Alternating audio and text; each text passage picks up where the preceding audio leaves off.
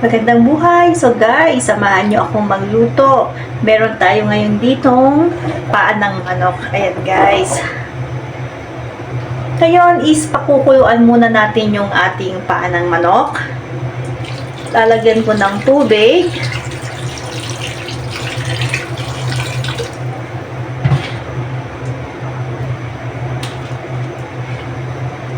Ilalagay ko ang ating sibuyas. Yan, onion leeks. At ang ating luya. At lalagyan ko din ng asin. Pakuluan muna natin yung ating paan ng manok.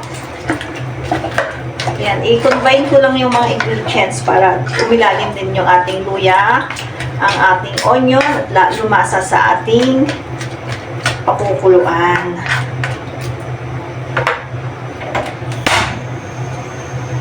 Yan guys, pakuluan natin hanggang sa lumambot yung ating paan ng manok.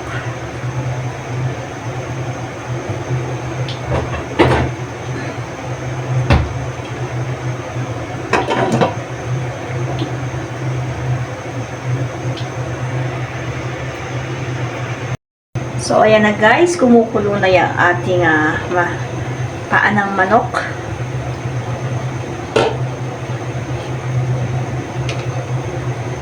So, ngayon kukunin natin yung bula. Kukunin natin yung bula-bula na maitim na yan. Tatanggalin natin.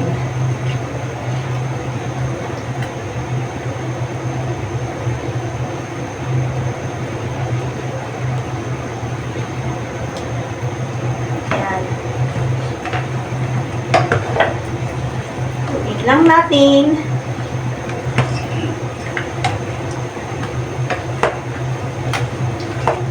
Bango ng luya, sibuyas nating inilagay.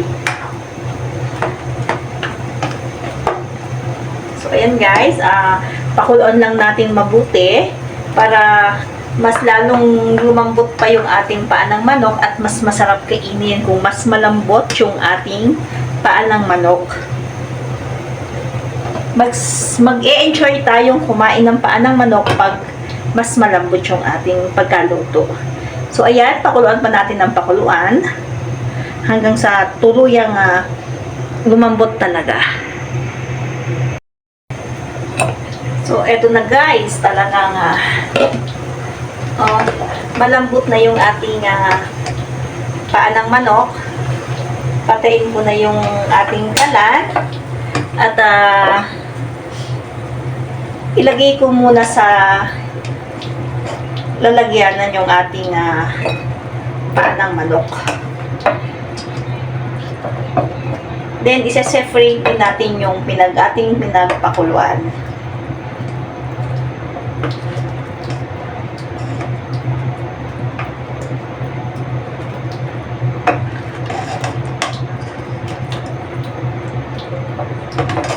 And guys,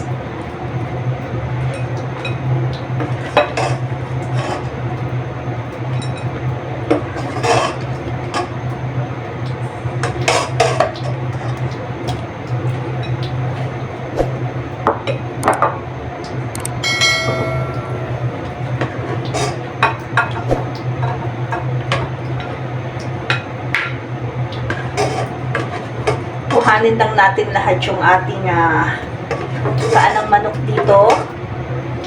Yan. At i-separate naman natin yung ating pinagpakuluan.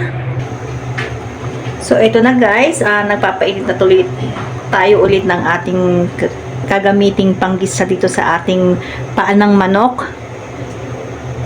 Yan, maglagay na tayo ng mantika at painitin lang din natin yung ating mantika at simulan nating maggisa.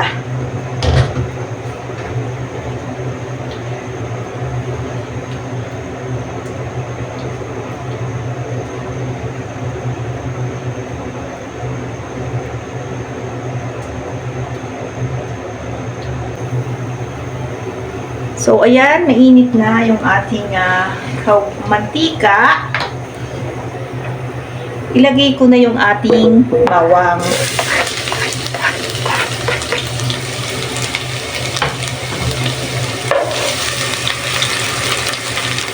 syempre, papulahin lang din natin yung ating bawang.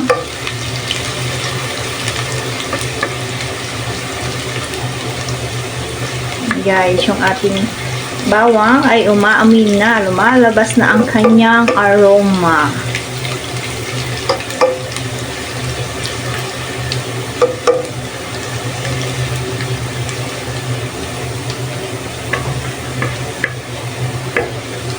Yan, mapula na. Isunod ko na yung ating sibuyas.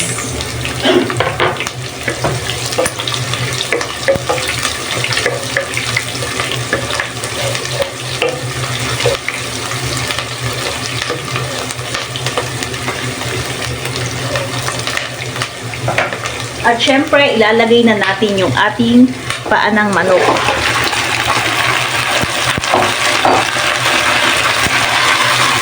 Guys, at ano nyo, hindi ko na tinanggal yung luya, yung sibuyas, at saka yung onion mix dyan sa ating paa ng manok.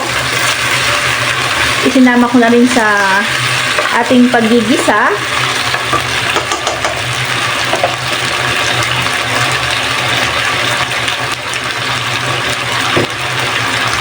Ayan.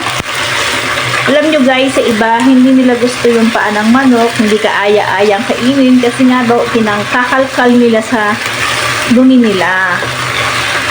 Pero guys, so alam nyo lang, ay mayaman sa collagen yung ating paa ng manok. Kaya, kailangan din natin kumain ng paa ng manok.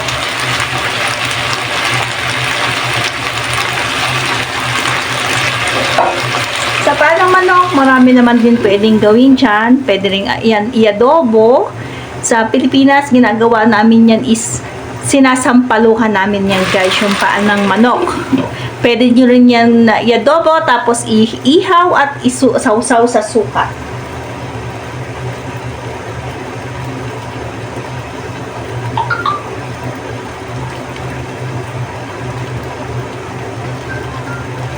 So, ayan, isang kutsa lang natin na mabuti yung ating paa ng manok.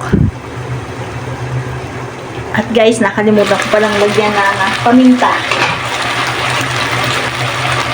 Lalagyan na ako ng paminta para lumasa na rin sa ating paa ng manok. At syempre, dadagdagan natin kasi gusto ko talaga yung maanghang sa paminta yung aking iniluluto. Mas gusto kong inilalagay ang durog kaysa sa buo. At lagyan ko din ng laurel. Ayan, bay leaves.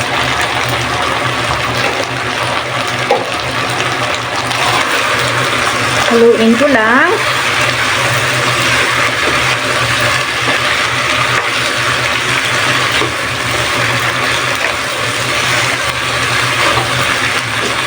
So, ipagpatuloy natin yung ating pagsasangkot siya sa ating paa ng manok.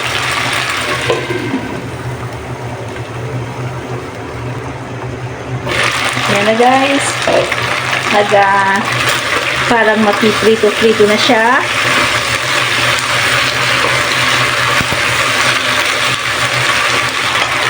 Ngayon, ilalagay ko yung ating soy sauce.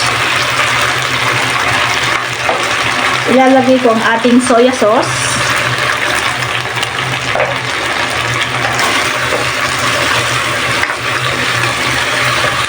Haluin ko lang.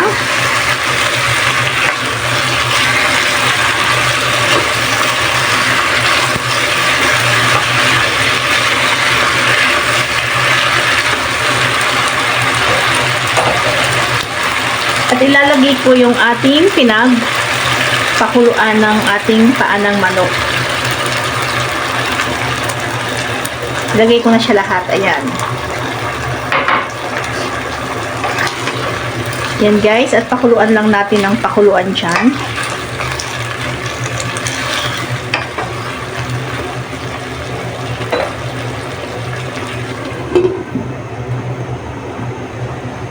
So, ito na guys, kumukulo na yung ating paa ng manok. Tingnan nyo, oh. Ano naman na siya? Malambot na siya. Kaya kailangan guys, kakain din tayo paminsan-pinsan ng paa ng manok para makakuha tayo ng collagen. Yan.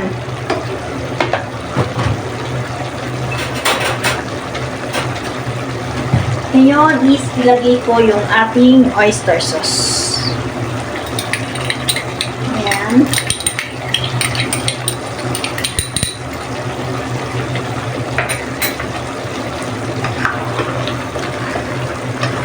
Haluin ko lang. At titikman natin kung ano ang lasa ng ating inilulutong paa ng manok.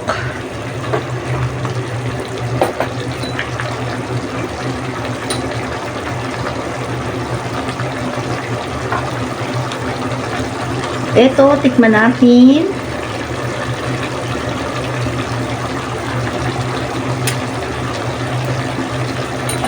Okay na yung ating alat. Pero, magdadagdag pa din ako ng paminta.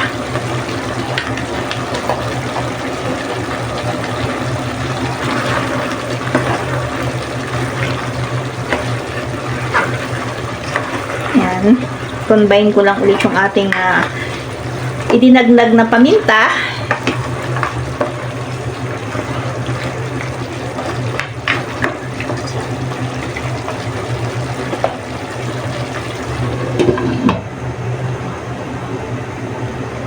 Yan na guys, naglesen na talaga yung kanyang sabaw din.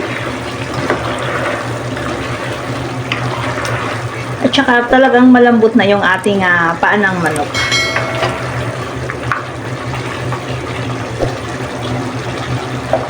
Then, ilalagay ko yung ating chili garlic oil. Ayan, yan yung ating pinaka magpapasarap talaga sa ating menu ng ating paa ng manok.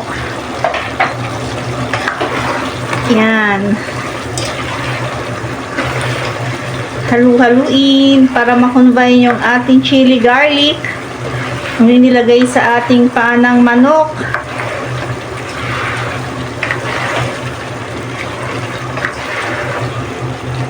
So, ilagay ko na rin yung ating onion leeks. Ayan.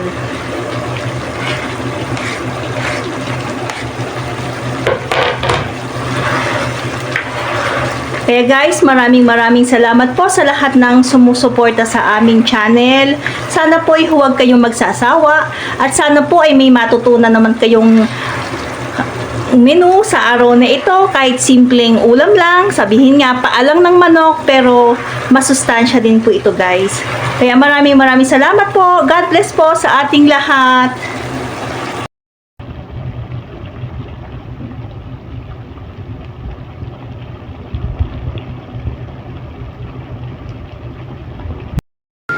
So, ito na guys, yung ating chicken feet or paa ng manok. Let's try!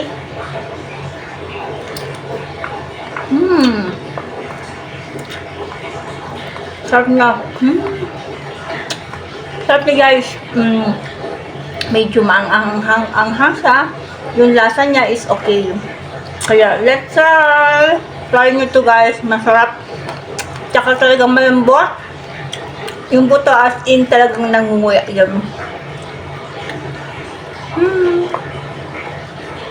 Bye bye. Thank you.